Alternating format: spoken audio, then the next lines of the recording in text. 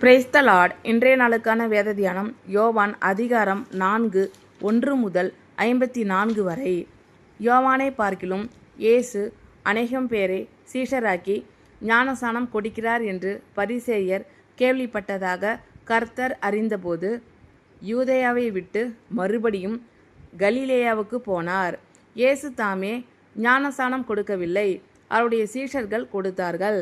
அவர் சமாரியா நாட்டின் வழியாய் போக வேண்டியதாய் இருந்தபடியால் யாக்கோபு தன் குமாரனாகிய யோசேப்புக்கு கொடுத்த நிலத்துக்கு அருகே இருந்த சமாரியாவில் உள்ள சீகார் என்னப்பட்ட ஊருக்கு வந்தார்.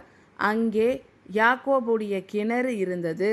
இயேசு பிரயாணத்தினால் இளைப்படைந்தவராய் அந்த கிணற்றின் அருகே உட்கார்ந்தார். அப்பொழுது ஏறக்குறைய 6ஆம் மணி வேளையாயிருந்தது.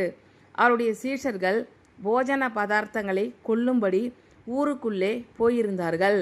அப்பொழுது சமாரியா நாட்டாளாகிய ஒரு ஸ்திரீ தண்ணீர் மொள்ள வந்தாள். இயேசு அவளை நோக்கி, தாகத்துக்கு தா என்றார். யூதர்கள் சமாரியருடனே சம்பந்தம் கலவாதவர்கள் ஆனபடியால் சமாரியா ஸ்திரீ அவரை நோக்கி, நீர் யூதனாயிருக்க சமாரிய ஸ்திரீயாகிய என்னிடத்தில் தாகத்துக்கு தா என்று எப்படி கேட்கலாம் என்றாள். இயேசு அவளுக்கு பிரதி உத்தரமாக, நீ தேவனுடைய ஈவையும் தாகத்துக்கு தா என்று உன்னிடத்தில் கேட்கிறவர் இன்னார் என்பதையும் அறிந்திருந்தாய். ஆனால் நீயே அவரிடத்தில் கேட்டிருப்பாய், அவர் உனக்கு ஜீவ தண்ணீரை கொடுத்திருப்பார் என்றார். அதற்கு அந்த ஸ்திரீ, ஆண்டவரே, மொண்டு கொள்ள உம்மிடத்தில் பாத்திரம் இல்லையே, கிணறும் ஆழமாய் இருக்கிறதே, பின்னை எங்கே இருந்து உமக்கு ஜீவ தண்ணீர் உண்டாகும்? இந்த கிணற்றை எங்களுக்கு தந்த நம்முடைய பிதாவாகிய யாக்கோபை பார்க்கிலும் நீர் பெரியவரோ? அவரும் அவர் பிள்ளைகளும் அவர் மிருக ஜீவன்களும் இதிலே குடித்ததுண்டே என்றாள். இயேசு அவளுக்கு பிரதி உத்தரமாக, இந்த தண்ணீரை குடிக்கிறவனுக்கு மறுபடியும் தாகம் உண்டாகும். நான் கொடுக்கும் தண்ணீரை குடிக்கிறவனுக்கோ ஒரு காலும் தாகம் உண்டாகாது. நான் அவனுக்கு கொடுக்கும் தண்ணீர் அவனுக்குள்ளே நித்திய ஜீவகாலமாய் ஊறுகிற நீரூற்றாய் இருக்கும் என்றார். அந்த ஸ்திரீ அவரை நோக்கி, ஆண்டவரே, எனக்கு தாகம் உண்டாகாமலும் நான் இங்கே மொண்டு கொள்ள வராமலும் இருக்கும்படி அந்த தண்ணீரை எனக்கு தர வேண்டும் என்றாள். இயேசு அவளை நோக்கி, நீ போய் உன் புருஷனை இங்கே அழைத்து கொண்டு வா என்றார். அதற்கு அந்த ஸ்திரீ, எனக்கு புருஷன் இல்லை என்றாள். இயேசு அவளை நோக்கி, எனக்கு புருஷன் இல்லை என்று நீ சொன்னது சரிதான். எப்படியெனில் 5 புருஷர் உனக்கு இருந்தார்கள், இப்பொழுது உனக்கு கிடைக்கிறவன் உனக்கு புருஷன் அல்ல. இதை உள்ளபடி சொன்னாய் என்றார். அப்பொழுது அந்த ஸ்திரீ அவரை நோக்கி, ஆண்டவரே, நீர் தீர்க்கதரிசி என்று காண்கிறேன்.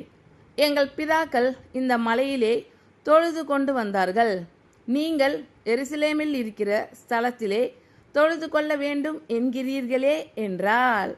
அதற்கு இயேசு, ஸ்திரீயே, நான் சொல்லுகிறதை நம்பு. நீங்கள் இந்த மலையிலும் எருசலேமிலும் மாத்திரமல்ல, எங்கும் பிதாவை தொழுது கொள்ளும் காலம் வருகிறது. நீங்கள் அறியாததை தொழுது கொள்கிறீர்கள், நாங்கள் அறிந்திருக்கிறதை தொழுது கொள்கிறோம். ஏனென்றால் இரட்சிப்பு யூதர்கள் வழியாய் வருகிறது. உண்மையாய் தொழுது கொள்ளுகிறவர்கள் பிதாவை ஆவியோடும் உண்மையோடும் தொழுது கொள்ளும் காலம் வரும், அது இப்பொழுதே வந்திருக்கிறது. தம்மை தொழுது கொள்ளுகிறவர்கள் இப்படிப்பட்டவர்களாய் இருக்கும்படி பிதாவானவர் விரும்புகிறார். தேவன் ஆவியாய் இருக்கிறார்.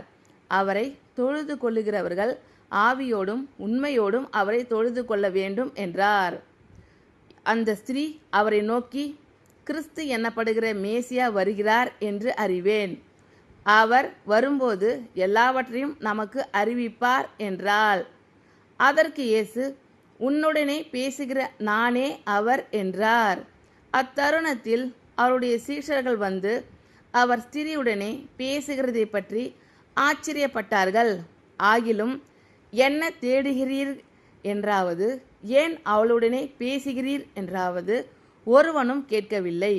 அப்பொழுது அந்த ஸ்திரீ தன் குடத்தை வைத்துவிட்டு ஊருக்குள்ளே போய் ஜனங்களை நோக்கி, நான் செய்த எல்லாவற்றையும் ஒரு மனுஷன் எனக்கு சொன்னார். அவரை வந்து பாருங்கள், அவர் கிறிஸ்துதானோ என்றாள். அப்பொழுது அவர்கள் ஊரிலிருந்து புறப்பட்டு அவரிடத்தில் வந்தார்கள்.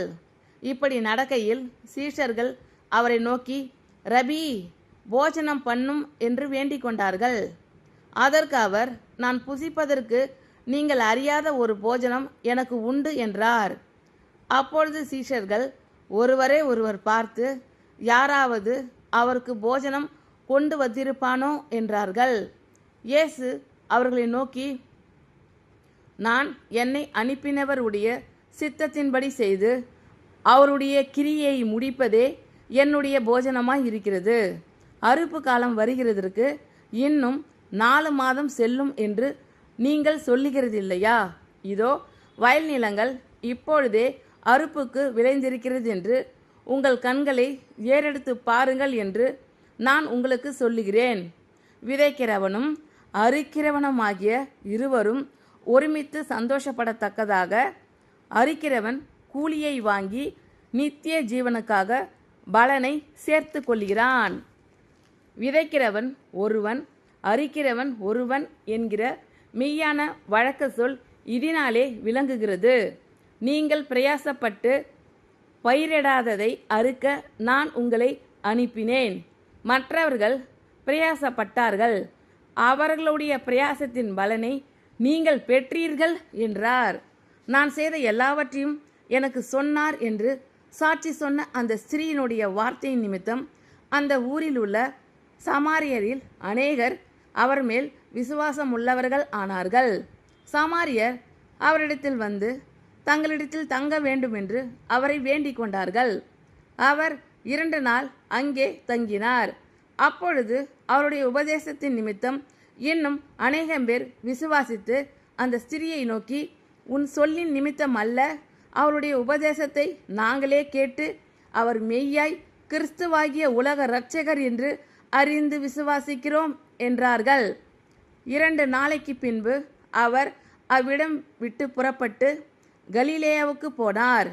ஒரு தீர்க்கதரிசிக்கு தன் சொந்த ஊரிலே கனமில்லை என்று இயேசு தாமே சொல்லியிருந்தார். அவர் கலிலேயாவில் வந்தபோது எருசலேமில் பண்டிகையிலே அவர் செய்த எல்லாவற்றையும் பார்த்திருந்த கலிலேயர் அவரை ஏற்றுக்கொண்டார்கள். அவர்களும் பண்டிகைக்கு போயிருந்தார்கள். பின்பு இயேசு தாம் தண்ணீரை திராட்சரசமாக்கின கலிலேயாவில் உள்ள கானா ஊருக்கு மறுபடியும் வந்தார். அப்பொழுது கப்பர்நகுமிலே ராஜாவின் மனுஷரில் ஒருவனுடைய குமாரன் வியாதியாய் இருந்தான். இயேசு யூதேயாவில் இருந்து கலிலேயாவுக்கு வந்தார் என்று அந்த மனுஷன் கேள்விப்பட்டபோது அவரிடத்திற்கு போய் தன் மகன் மரண அவஸ்தையாய் இருந்தபடியினாலே அவனை குணமாக்கும்படிக்கு வரவேண்டும் என்று அவரை வேண்டிக் கொண்டான். அப்பொழுது இயேசு அவனை நோக்கி, நீங்கள் அடையாளங்களையும் அற்புதங்களையும் காணாவிட்டால் விசுவாசிக்க மாட்டீர்கள் என்றார். அதற்கு ராஜாவின் மனுஷன், ஆண்டவரே, என் பிள்ளை சாகிறதற்கு முன்னே வரவேண்டும் என்றான். இயேசு அவனை நோக்கி, நீ போகலாம், உன் குமாரன் பிழைத்திருக்கிறான் என்றார்.